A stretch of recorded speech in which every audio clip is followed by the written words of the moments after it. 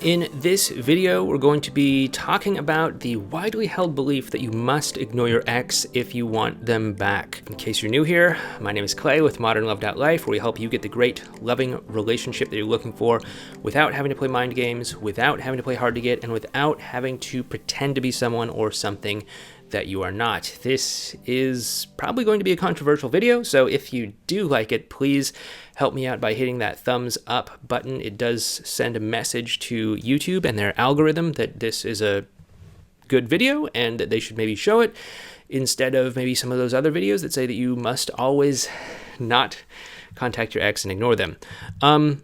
Also, feel free to hit the thumbs down button too if you disagree with me, like our friend Brad, or subscribe, whatever you want to do. But yeah, it's all there. And if you're totally new to all this stuff that we're talking about and you want to learn more, a great place to start would be our free email newsletter. You can find it down in the description box below this video. So check that out if you want to. You get a nice report where we talk a little bit more about, debunking and pulling apart some of the myths that maybe you have seen out there on other channels that, in my experience working with my clients, obviously, have not really been true.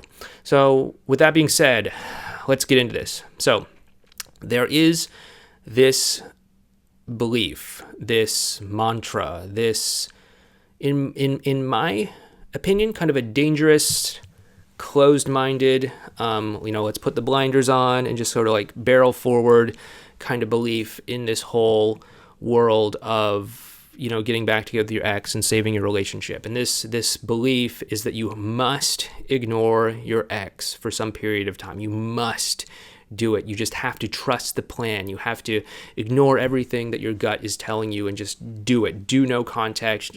Don't ask any questions. Trust blindly in it. Do radio silence. Trust blindly in it.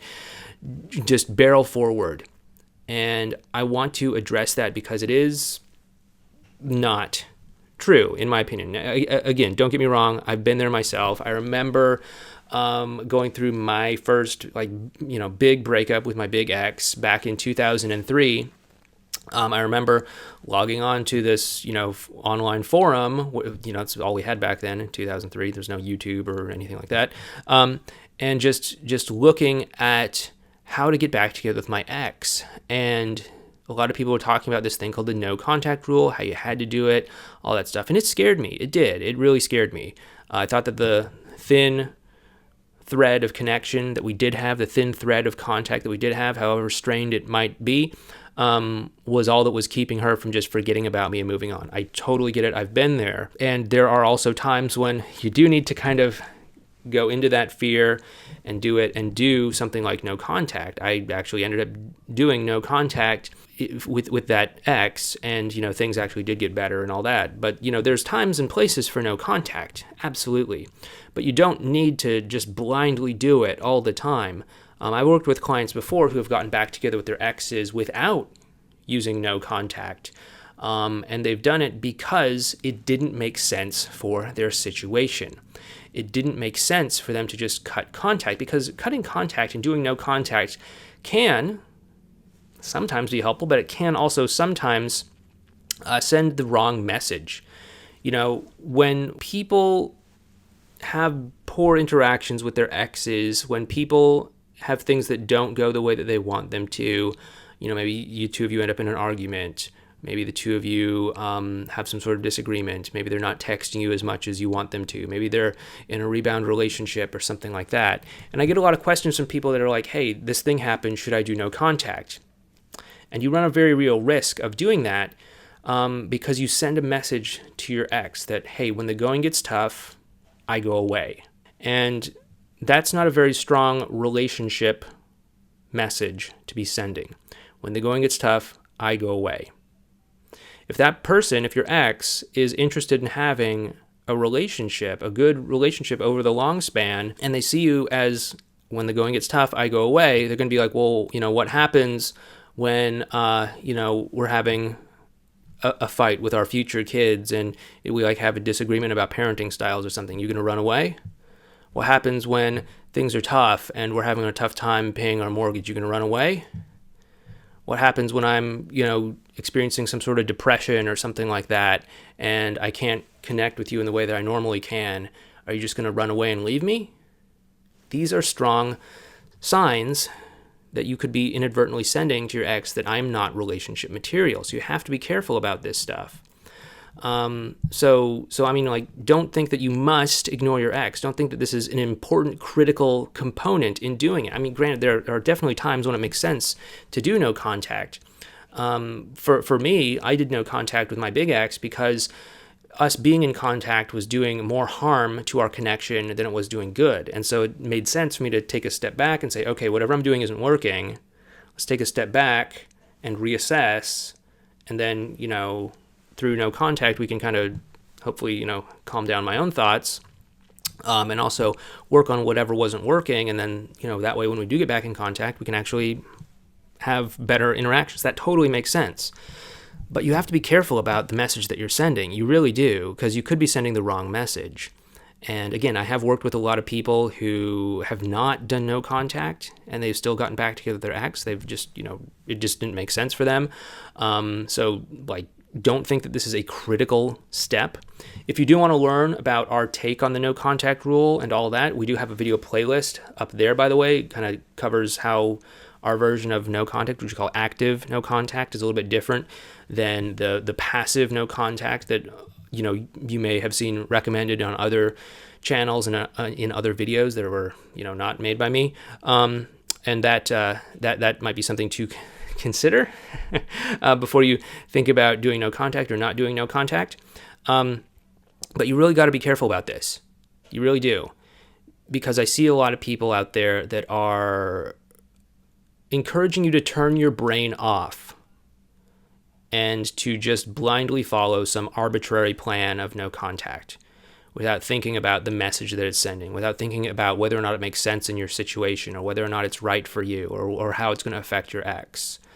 Granted, yeah, there can sometimes be benefits to this, but there can also be some serious drawdowns to it as well, too, where if you do it, you could be sending the message that when the going gets tough, I go away, that I'm not relationship material, okay? And a lot of times people are actually advocating using no contact as sort of like this mind game, like, oh, you gotta just cut contact and mysteriously vanish, and then they'll wonder why you haven't been texting them. Are you dating someone else? Have I been replaced so easily and so quickly? Maybe I need to crawl over these broken shards of glass to get back in contact with you. And obviously I don't recommend the whole mind game thing. It's in the beginning of the video, be love for the person that you are. No mind games, no hard to get, all that stuff. So you got to be careful about this. You really do. I'd encourage you to turn your brain on, get present in your situation, and don't just kind of defer your decision making to, some person that you've seen on YouTube, except me. Just kidding. No, don't just defer your decisions to me either. Always think for yourself. Always take something that someone's saying to you, someone's recommending to you, and say, does this make sense? How do I think this is going to affect my ex? How do I think this is going to affect me? If this is supposed to benefit this relationship, how could I see that happening? And then ask yourself, does that make sense with what you know about your ex and their personality and you and your personality and all that stuff? But don't just blindly follow my advice or anyone else's advice out there. It can be really devastating if you do that. Because, I like, the last thing I want is to think for you. The last thing I want is for you to, turn to me every time you have some sort of like issue or question and be like, hey, Clay, what do I do next? Hey, Clay, what do I do next? Hey, Clay, what do I do next? I mean, maybe that's good business. I don't know, but it just sounds kind of like overwhelming for me, honestly. What I want you to do is to learn how to think for yourself, learn how to steer the boat on your own so that you can make informed relationship decisions on your own, and so that you don't really need me, or you don't really need a coach someday, because you have learned how to think about things and how to think about the effects of the things that you might consider doing before you just kind of blindly do them. That's what I want for you. Anyway, if you like what we're doing here, obviously please give this video a thumbs up. If you're, not liking this, give it a thumbs down too. That does help us equally, just so you know. So Brad Browning, you're helping me out when you give me those thumbs down. Anyway, also subscribe to the channel if you want to get more updates when we do post new videos. And if you do want to get on that email newsletter, you can find that down in the description below. We send you tips, advice, and strategies on how to get back together with your ex, how to save your relationship, and we also send you a nice report when you first sign up that goes over a lot of the commonly held beliefs that aren't necessarily true, such as the whole no contact thing. Anyway, thank you so much for watching this video. If you do want to learn more about our take on the no contact rule, we do have this video playlist right here, or you might be more interested in this video. But thank you so much. Hope you have a great day. And remember, keep your brain turned on.